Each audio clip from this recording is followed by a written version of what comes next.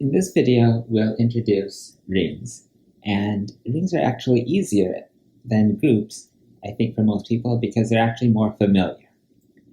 So let's start with an example of a ring before giving you the actual definition of a ring on the next slide. But let's look at the integers, z.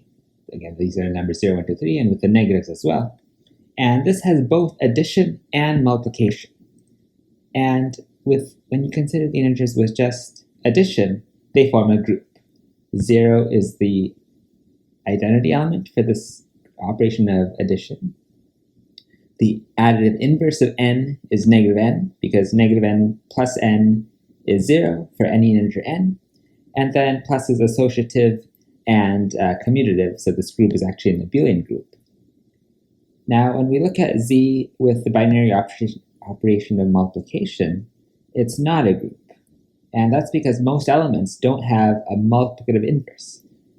The only elements that have inverses actually are just -1 and 1. For example, 2 does not have a multiplicative inverse because the multiplicative inverse would be 1/2. That's a fraction and is not an integer. But this multiplication operation does have an identity element, namely the number 1. 1 times any integer is that same integer. And then multiplication is associative. It's also commutative, but I put this in parentheses because many rings won't be commutative, although many rings will be commutative.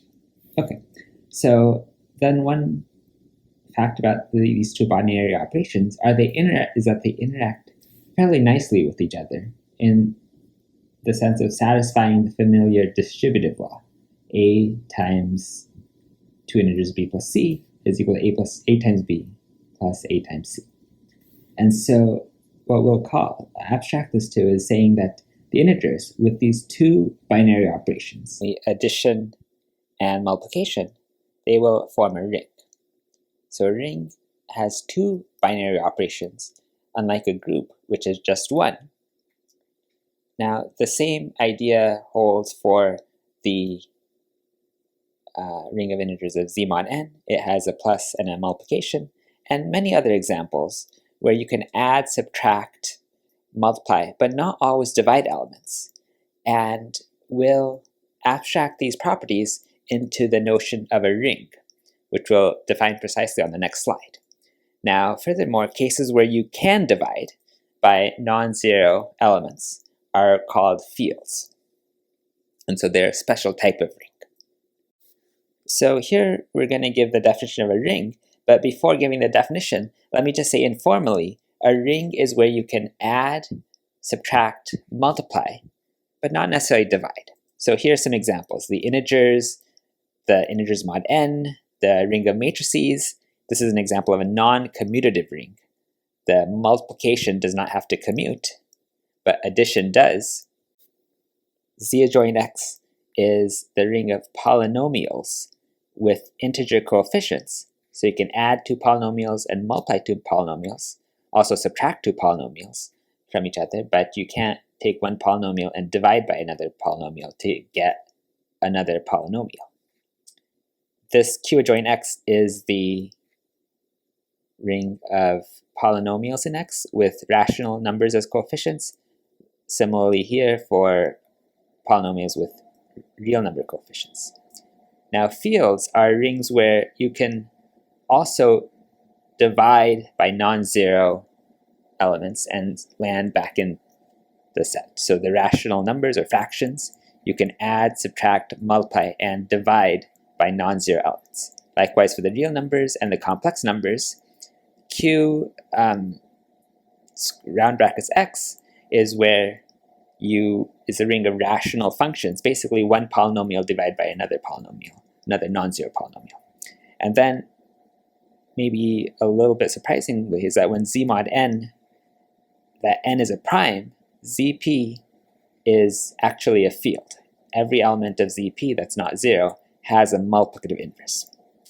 Okay, let's go to the precise definitions.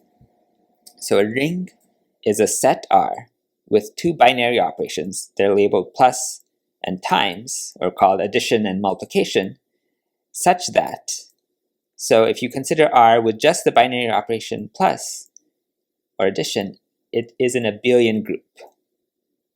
That means you have additive inverses. The additive identity is typically denoted by 0, and the addition is commutative.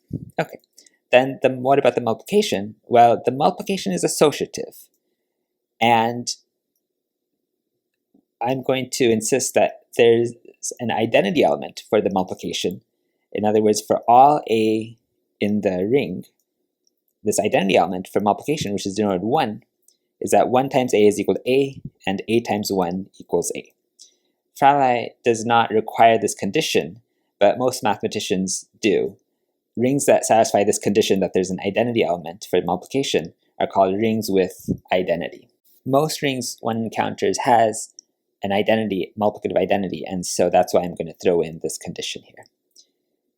All right, number 3 is that the left and right distributive laws hold.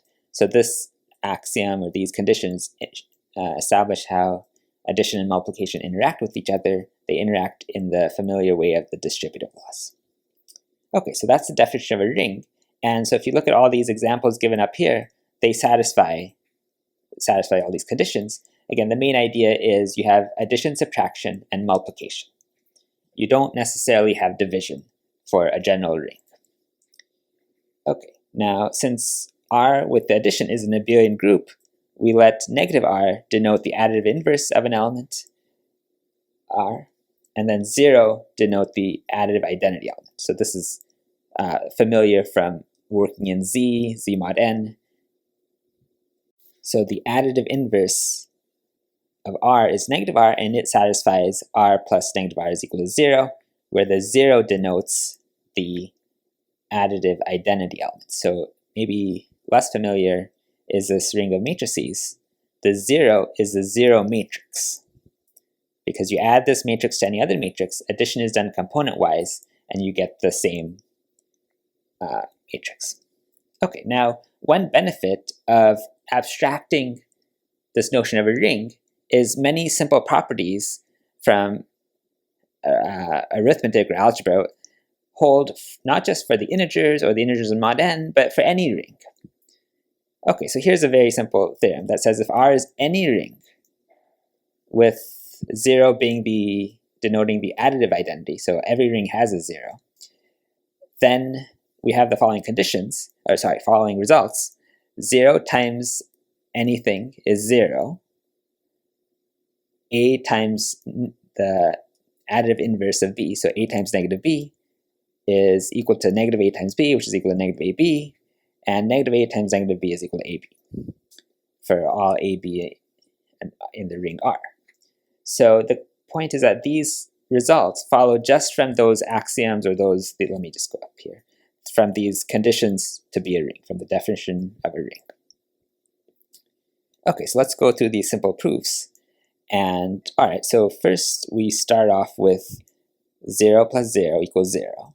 Okay, that's because 0 is the additive identity, and so you add 0 to anything, you get that thing. Okay, now let's take this equation, which we know is true, and multiply both sides by A. Again, we're trying to prove that this first line here, and A is an arbitrary element of the ring.